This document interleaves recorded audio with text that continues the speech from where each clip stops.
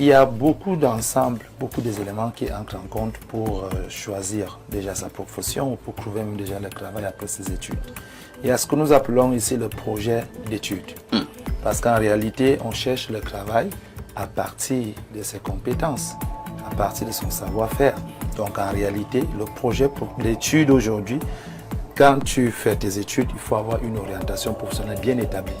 Parce qu'en réalité, on fait des études en médecine pour devenir médecin. On fait des études en maçonnerie pour devenir maçon. Donc c'est un peu difficile de faire des études comme ça et de se retrouver en train de chercher de l'emploi dans tous les domaines. C'est la raison pour laquelle on a beaucoup de jeunes aujourd'hui qui font des recherches d'emploi et disent je suis disponible à tout faire. Or, en réalité, il faut avoir des compétences liées à un secteur d'activité très précis en relation avec tes études. Et maintenant, ton projet professionnel, c'est un projet où en réalité, tu te dis voilà les études que j'ai menées et voilà la technique à laquelle je vais employer pour arriver à mon aboutissement professionnel. Je veux devenir avocat et pour le devenir, je dois faire des études de droit, je dois. Il faut que des choses soient d'une manière très corollaire. Maintenant, par la suite, essentiellement, il y a le réseautage professionnel. Quand vous cherchez un emploi, il faut toujours participer à des séminaires, à des événements. Enfin, il faut assister à des événements qui entourent des professionnels. Et de là, trouver des stratégies pour faire valoir votre savoir-faire. Parce qu'en réalité, si tu es maçon et qu'on dit qu'il y a un séminaire des maçons, il faut que tu sois capable d'une manière ou d'une autre de dire ce que tu sais faire. Et à partir de là, tu peux avoir la chance d'avoir des contacts, des numéros des personnes qui peuvent te prendre comme employé. Et de l'autre côté, il est important de continuer de faire de la formation. Parce qu'en réalité, les études qu'on a menées en 2005, en tant qu'ingénieur par exemple dans un domaine, en 2025, la compétence n'est plus la même.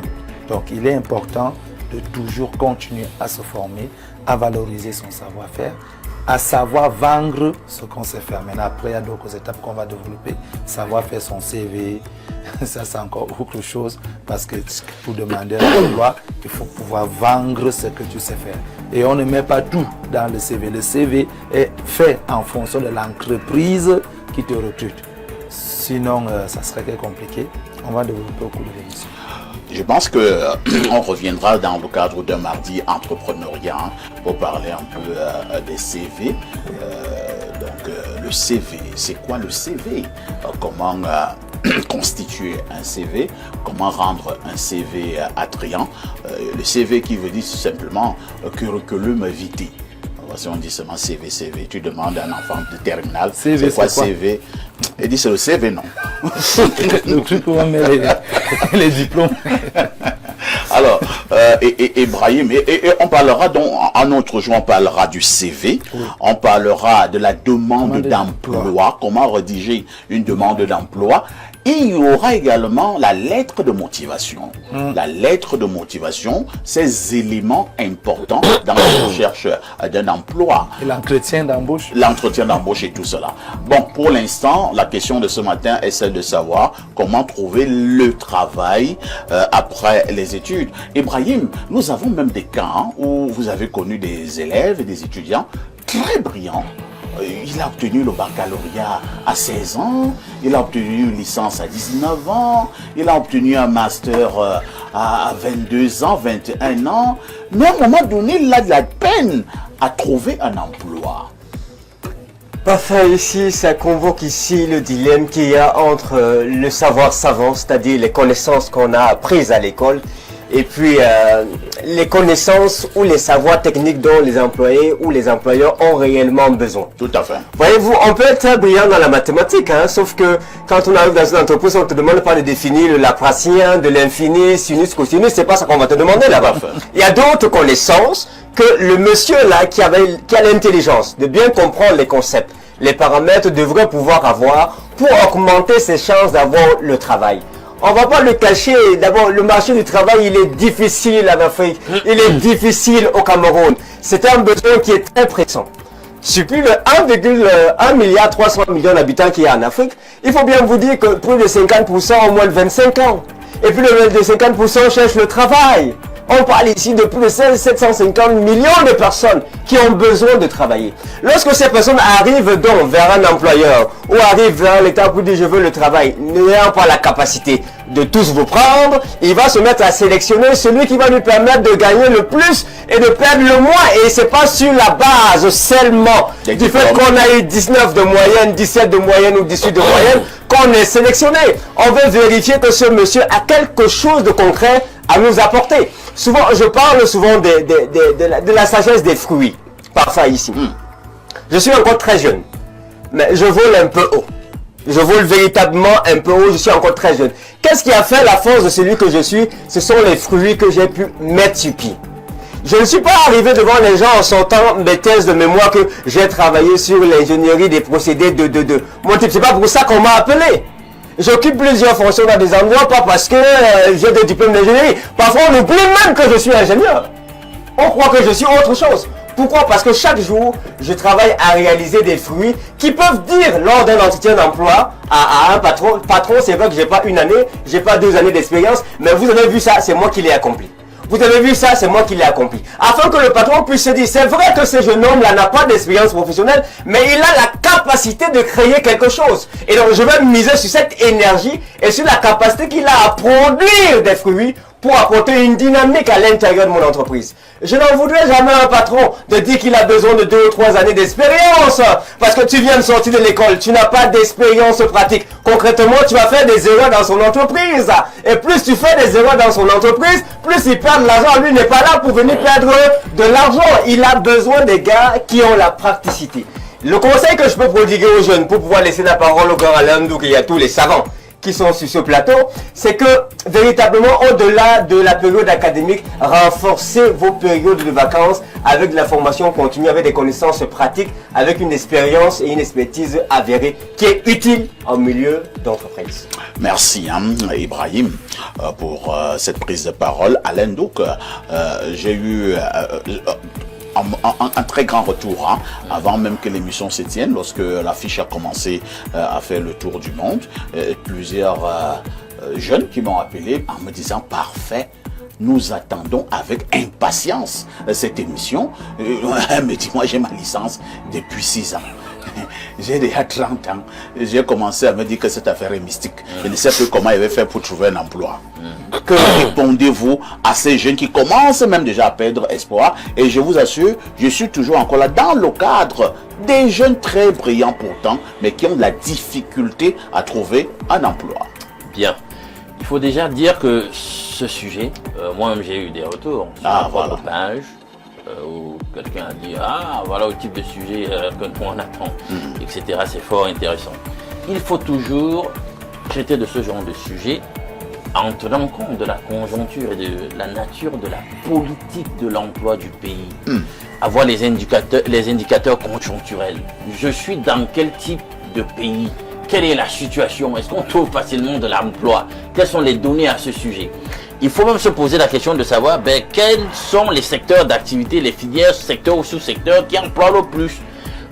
Si vous êtes dans la perspective, en réalité, de rapidement vous insérer socio-professionnellement, à quoi bon, la plupart du temps, on pourrait se dire, aller faire des filières où ce sera plus difficile que faire une filière où le besoin est grand. Parce qu'il faut d'abord poser le problème comme ça. Pas pour décourager, contrairement à ce que Maxime disait tout à l'heure au sujet des mathématiques. Non. Quand vous commencez à... Et ça, c'est le rôle tant des conseillers d'orientation que les parents. Il faut avoir de la perspective. Il faut avoir une vision pour l'enfant. Qu'est-ce qu'on veut qu'il devienne? Et si vous voulez répondre à cette question, il faut donc travailler sur ses aptitudes, identifier ses aptitudes. Il y a des gens qui veulent forcer des choses. C'est-à-dire qu'on constate que voilà les aptitudes de l'enfant, mais on veut plutôt forcer pour qu'il fasse autre chose, etc. On a toujours souhaité avoir un administrateur civil.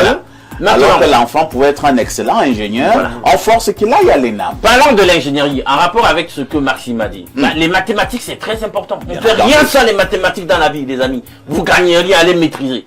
Maintenant, il a dit, est-ce qu'on aura forcément besoin, vous étudiez les mathématiques, vous êtes même excellent, est-ce que forcément l'employeur aura besoin de cela, patati patata? Non, ça dépend du secteur d'activité dans lequel vous voulez vous investir. Dans le BTP, on aura besoin. Dans l'ingénierie, on aura besoin des mathématiques. Pour comprendre les modèles mathématiques, pour aider les programmeurs, etc. C'est ça, parce qu'il y a des calculs à faire. Donc, si vous étudiez les mathématiques pour aller dans ce sens, c'est fort intéressant. Mais si vous étudiez juste les mathématiques pour étudier, bah écoutez, excellez, mais peut-être faudrait donc voir comment vous allez pouvoir les enseigner par la suite. Le problème, c'est comme je disais, conjoncturellement parlant, est-ce qu'on permet alors facilement de se retrouver à être employé comme enseignant de mathématiques? Maintenant, il faut tenir compte de ça.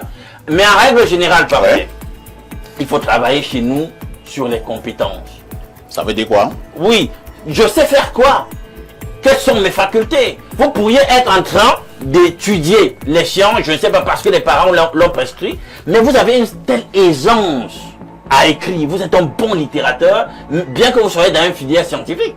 Mais vous voyez que, bien que vous soyez en train de faire les sciences, vous pourriez optimiser sur le don, la faculté en question, et se dire, est-ce que je ne pourrais pas me retrouver dans l'édition, bien que je fasse autre chose? Parce que c'est ça les compétences. Vous serez en train de faire autre chose qui est liée à la science, mais même dans ce que vous faites, vous pourriez mettre donc cette facilité à l'écriture dans le domaine où vous êtes. Écrire des livres pour édifier des gens, etc. Parce que vous avez cette aisance. Très bien. Donc il faut identifier ces compétences, mais ce n'est pas facile dans notre contexte, parce qu'on a priorisé le diplôme. Or, ce n'est qu'une présomption. Il faut être capable de se dire, voici ce que je sais faire, et se donner les moyens de le faire. Parfait, pendant les vacances, essayons de déceler quels sont, outre le savoir l'ivresse, les dons, les facultés des enfants, et essayer de travailler dessus. Il y a quelqu'un qui fera de brillantes études, mais parce qu'il a bien appris la musique, et il a les dons, et par la suite, même après le bac, il décide de laisser tomber cette histoire, et il devient un très bon musicologue. Et il gagne sa vie avec. Ça, c'est un exemple. Il faut faire des stages en entreprise. Vous n'allez pas rester là, vous étudier seulement, vous n'allez pas vous confronter aux réalités du monde professionnel. Justement, ici, dans le cadre d'Info TV, nous accueillons des stagiaires. Voilà, peut-être que d'aucuns viendront, ils ne sont même pas en train de faire la filière communication ou journalisme ou publicité, mais ils viennent déjà un tout petit peu parce qu'ils s'intéressent au journalisme, voir comment ça se passe. Et tout de suite après, ils se trouvent des vocations et décident finalement. Et si aussi, ici par exemple, on commence à leur dire, tu as l'étoffe, tu as le truc pour le faire. Et voilà comment une vocation se trouve aussi facilement. Et peut-être une chance par la suite. Parfois c'est comme ça, vous commencez avec des petits stages académiques qui peuvent finir en stage pré-emploi, je sais pas, quelque temps après. Vous donne des habiletés techniques. Voilà. Donc, Pierre Blériot Niemek, est-ce qu'à un moment donné, dans un pays comme le Cameroun, nous ne devons pas aller progressivement vers ce que j'appelle ici le système anglo-saxon? Je vais être plus clair.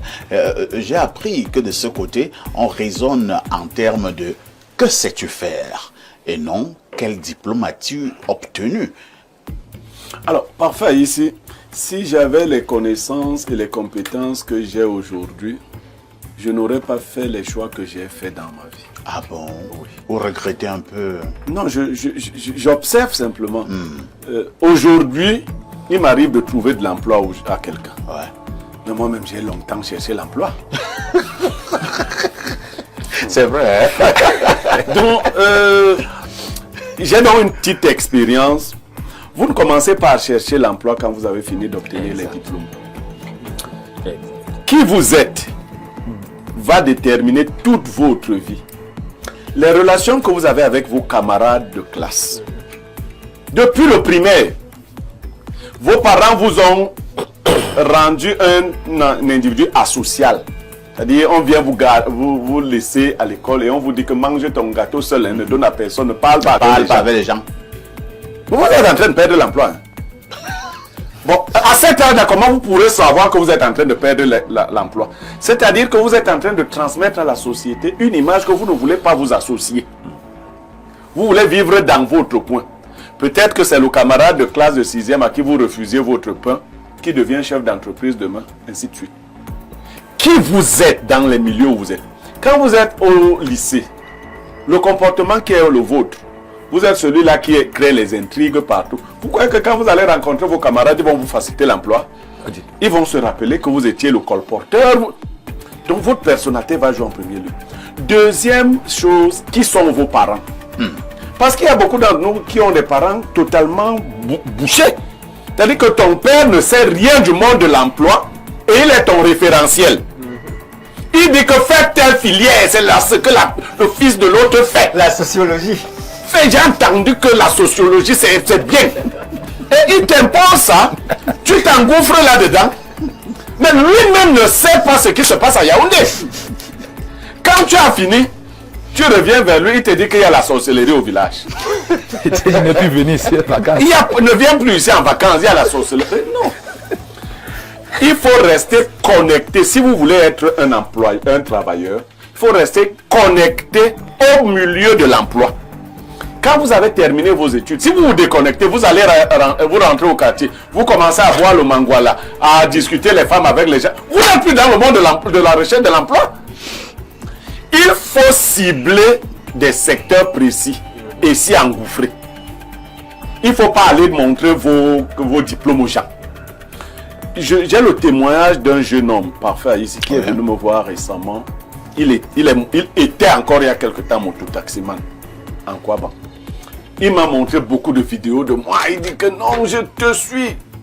Il dit qu'il veut être mon chauffeur. J'ai dit non. Moi, je suis très bon chauffeur. Un mototaximan ne peut pas être mon chauffeur. Il faut laisser.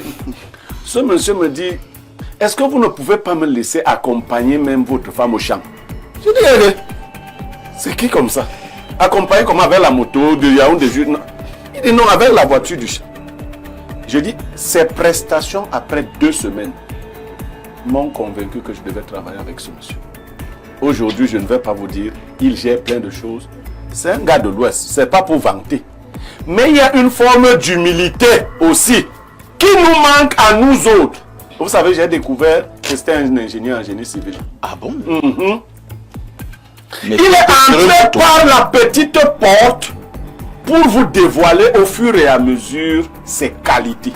Quelquefois, cachez même vos vraies compétences. Permettez juste, qu'on vous permette juste d'entrer. Entrez même comme coursier, entrez comme plancton, entrez n'importe comment.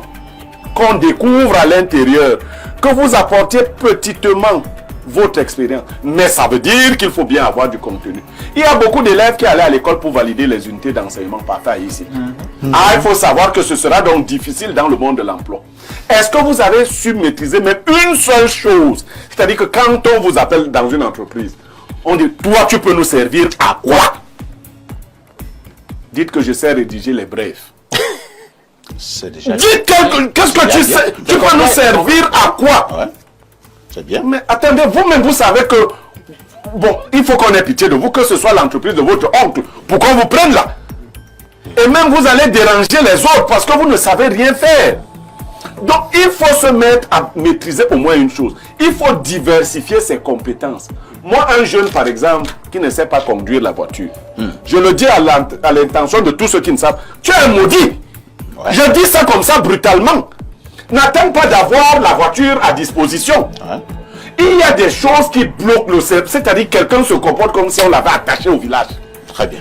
Est-ce que tu sais conduire la voiture? Il dit, j'avais la voiture. Je devais apprendre à conduire la voiture où? Ah ben d'accord. Si tu crois qu'il faut tout avoir pour développer des compétences, tu te bloques. Tu peux aller être chauffeur d'un monsieur. Il constate pendant que tu le conduis que non mais ce monsieur est un génie. Et le chauffeur qui vous accompagnait au travail, un matin vous venez dire à vos collaborateurs que ce monsieur est désormais le directeur des rédactions ici. On dit comment on dit comment, attends, ce monsieur... Est-ce que tu connais sa plume? Est-ce que tu connais sa plume, le type qui conduit là? Hein? Mais il est entré comme chauffeur. Donc il y a toute une... Voilà des astuces. Il y a des astuces. Mais quand vous voyez des gens, on lui dit que comme tu parles là-bas, par dire que tu as un master en LMF, il parle là-dessus, cool. On dit bon, bon, ok, fais la demande. Il déchire 4 papiers avec la sueur. Non, mon frère, on n'a pas beaucoup de formes ici.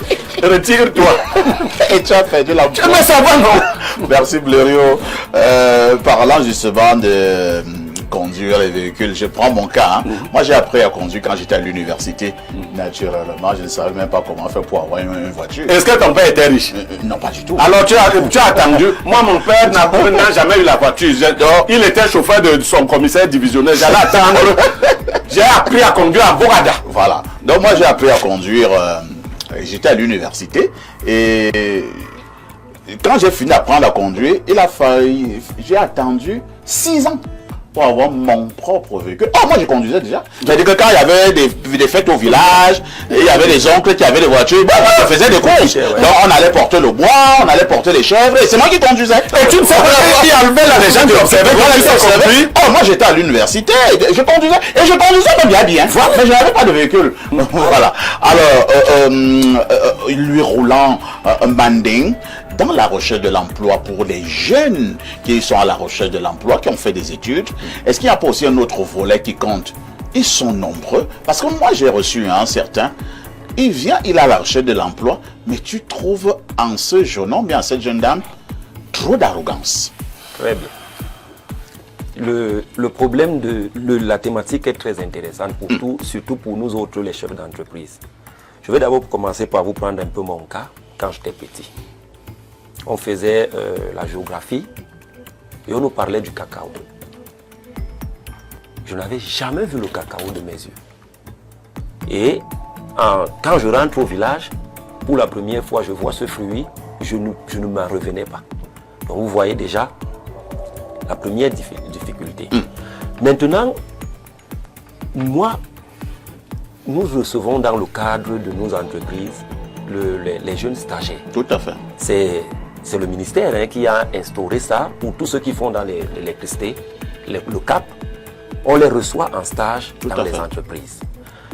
Et très souvent, je m'amuse moi-même, je pars les former, mais je me rends compte qu'il y a beaucoup à faire. Il y a beaucoup à faire parce que quand vous questionnez la spécificité technique de ce qu'ils ont fait de la première année en électricité jusqu'à la quatrième année, quand vous les mettez en pratique, mais ces enfants vous récitent le matériel électrique, ils vous dessinent des choses. Et la pratique alors? Ah ben là, ça devient la catastrophe. Donc vous comprenez donc que nous saluons par exemple ces initiatives de commencer à mettre ces enfants à l'épreuve. Parce qu'au final, si ils arrivent en terminale, ils ont le bac, ils vont venir dans nos entreprises demander le travail. Une fois qu'on les met, vous savez, dans l'électricité par exemple. Une erreur peut causer la mort. Ah oui, hein? Pas peu. Chaque erreur, c'est la mort. Il n'y a pas à peu près, on peut encore jouer peut-être avec le génie civil. On peut encore jouer. On ne joue pas. On ne joue pas. Alors vous voyez donc, après ces élèves-là, pour parler de eux, c'est encore un bas niveau. Nous recevons très souvent des apprenants qui viennent demander l'emploi avec le BTS. Mais vous savez qui sont leurs formateurs chez nous? Non. C'est souvent des gars qui ont commencé à apprendre l'électricité sur l'État dans nos entreprises, qui ont pour diplôme par exemple, je dis n'importe quoi, le CEP ou le CEPE. Ou le simple cap. Et lui, il est le formateur de celui qui a le BTS. Tout à fait. Donc vous voyez qu'à partir de là, il y a déjà un problème. Les apprenants, en tout cas ceux qui viennent demander l'emploi, on les met très souvent à l'épreuve. Ils ne savent rien faire. Je vais vous donner deux exemples. Je suis au sud, à Sangmelima. Je dois donner le courant aux Chinois. Ils devaient faire dans la transformation, le contre-plaqué. Alors ils ont besoin d'un courant assez fort. Et comme j'étais là, j'avais des gens qui venaient me voir que bon, on veut le travail là-bas. Je suis allé voir le Chinois avec les diplômes et tout le reste. Il m'a dit non. Si je dois te prendre les gens ici, pour toi qui nous donnes le courant, viens avec ceux qui n'ont pas de diplôme. Il me l'a dit. Incroyable. Pour qu'ils aient un bon salaire. Parce qu'en réalité, quand tu vas venir avec le diplôme, on va chercher à lui donner par exemple être un contrôleur. Non. On veut des gens qui sont capables de produire. Les gens à la tâche. Les gens à la tâche. Donc vous voyez, en ce moment, on brandit très souvent le diplôme au lieu de brandir. Mais les Chinois, je regarde toujours du coin de l'œil quand c'est les Chinois. Bon, dans tous les cas. On regarde. Ben, je sors. Je suis allé, je ne vais pas donner le nom de l'école, inscrit mes enfants à l'école, ici, à la barrière, à Hala. Oui. Et qu'est-ce que je vois? Le vigile, c'est un frère. Il est vigile à cette école. Je le connais, il a son capienne. Mais il est vigile. J'arrive, je vois la fondatrice. Je lui dis, mais le monsieur que je vois là, vous l'avez eu comment ici? Il dit, non, il est très sympa, il est gentil, il est... Je dis, mais c'est mon frère. Et il a le capienne. Il dit, mais c'est pas possible. Très souvent, quand il vient là, c'est lui qui ouvre le portail, c'est lui qui va, mais très souvent, il regarde des choses, il nous donne des petits... Donc il a le quatrième, et là,